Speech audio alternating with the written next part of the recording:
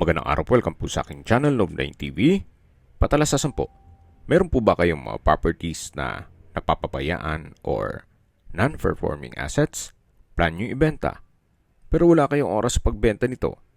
Kung ito'y pagkakatiwala nyo po sa amin, tawag lang po kayo sa aking numero, usap po tayo, gawin ko po ng video for free. Yes, libre po, wala po kayong babayaran. Tutulungan pa namin kayong mabenta ang inyong property. Kami na po bala sa marketing, sa boosting or paid ads. Even sa tripping, hindi na po kayo mapapagod sa pag-entertain ng mga buyers. Kami na po bala sa lahat. Tawag lang po kayo. Nandito po tayo ngayon sa BF Resort Village, Las Piñas, kung saan meron po tayong bagong video presentation. Isang residential property na 2-story house. May lot area po ito na 125.50 square meters. At itong bahay ay may floor area na 160 square meters. Malapad po ang daan at napakatahimik po ng lugar. At sa lokasyon naman, napakalapit po nito sa mga business establishments. Mamaya po sa dulong parte ng video, pag-usapan natin ang distance, location at travel time pati presyo nito. Ito pong bahay ay may 3 bedrooms, 3 bathrooms, 2 covered car garage, then may maid's room, at ito pong subdivision ay kumpleto po ang amenities, gaya ng clubhouse, park and playgrounds, basketball court, swimming pool, at marami pa pong iba. Ito po yung steel gate. Then pasok po tayo para check natin itong loob ng property. Nandito na po tayo sa garahe. Nakakasya po ang dalawang sakyan at meron po pong spasyo dito sa gilid na pwedeng paradahan ng motor. Kahit po 3 motor kakasya pa. At matatanaw naman natin yung main door na meron pong aluminum screen door. Then meron pong customized steel windows. Samahan niyo po ako. Pasok po tayo. Welcome po dito sa bahay ni Madam. Ito po yung living area o salas. Mayroon pong chandelier. Then, tungkol po sa mga furnishings, wala po silang nabanggit kung kasama po yan. Naka-tile flooring na rin po ito. At maayos din po ang pintura ng ceiling at wall. Kung sakali pong ma-acquire nyo po itong property, pwede na pong lipatan kaagad. Kung maselan, siguro i-retouch na lang ang pintura. Then dito naman po yung dining area. At yan po yung hagdan. Open concept lang po. Wala siyang partition. Mula dito sa living area hanggang dito sa may hagdan. Lipat naman po tayo dito sa formal kitchen. Ito po yung access door. May kitchen countertop, stainless sink with faucet, kitchen window, range hood, wall-mounted kitchen cabinet, then storage ng kitchen utensils. Ito po yung formal kitchen. Then dito naman po ay may maliit na kwarto na kung saan sa ngayon yan po yung maid's room. Upon tripping po, pwede natin i-check yan. At katabi lang po nito yung common toilet and bath na kung saan from floor to ceiling po ang tile bathroom wall. May shower, water closet with bidet, hand wash basin, at meron pong bathroom window. Dito naman po yung access door na may aluminum screen door papunta dito sa service area. Malaki naman po ang spasyo nito. Hindi lang ganun naayos yung mga kalat. Kaya pasensya na po. Then meron pong overhead tank. Ito po yung dirty kitchen. Then yung service area. May countertop. May sink and faucet. Wall-mounted cabinet. At hanggang dito po yan sa dulo. Yan naman po yung sliding glass door na may security grill papunta sa living area. Actually, pwede pa po itong lagyan ng another room. Kung talagang malaking pamilya po kayo. Babalik po ulit tayo dito sa loob. Pasok po tayo dito sa may kitchen o formal kitchen na kung saan na-present ko na to sa inyo kanina. At pagpasok naman dito, ito po yung dining area.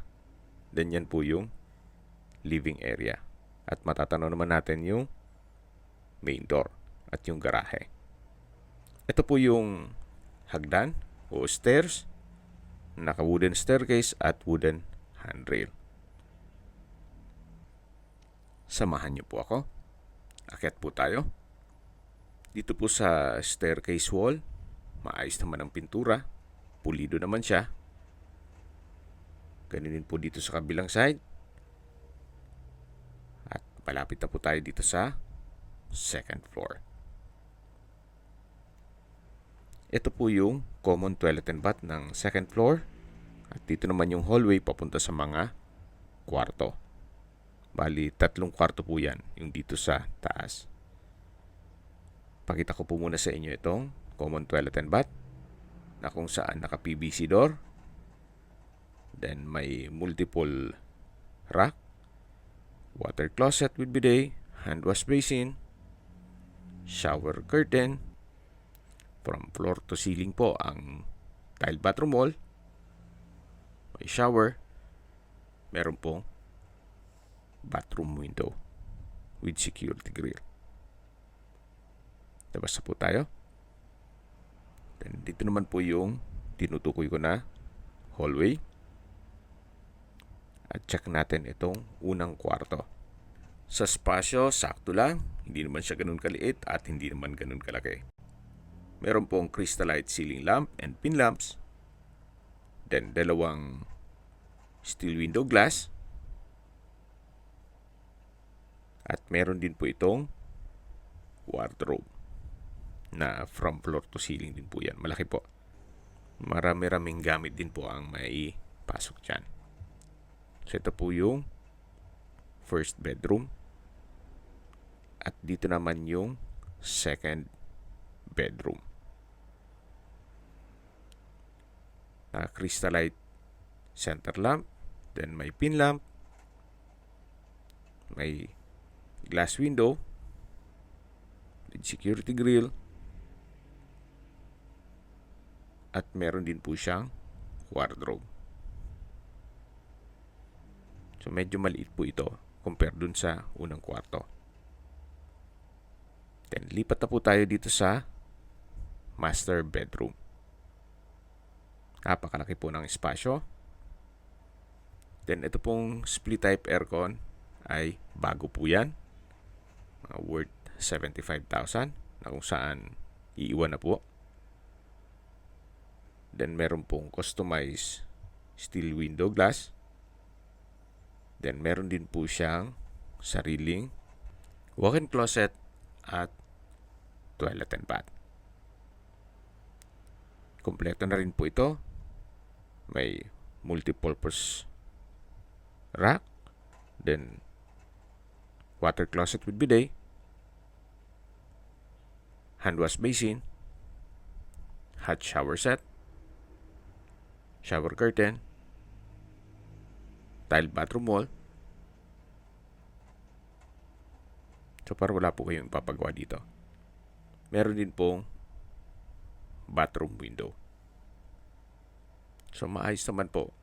Kaya po nung nasabi ko sa inyo, kung hindi naman ganun kaselan, well, okay naman po ito. Especially kung ang budget nyo ay hindi ganun kalaki. So kung gusto nyo namang isang napakalaking property at modern design, well, adjust tayo ng budget. Okay, sa distance location at travel time portion na po tayo. Mula po sa Elizabeth Seton School, ang distance is 1.2 kilometers at ang travel time is 6 minutes.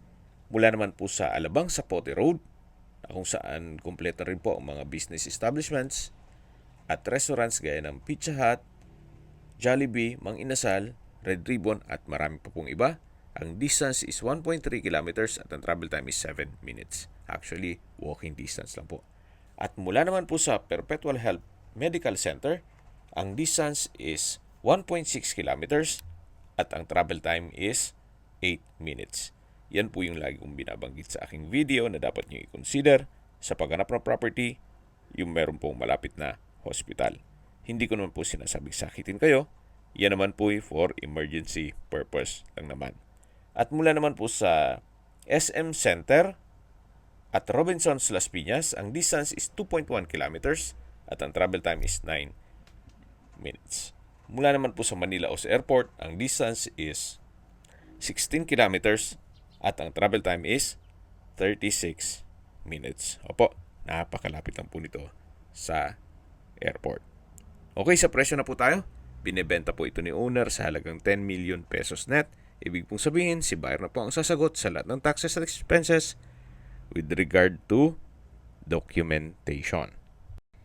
Kung may mga katanungan po kayo, tawag lang po kayo sa aking numero.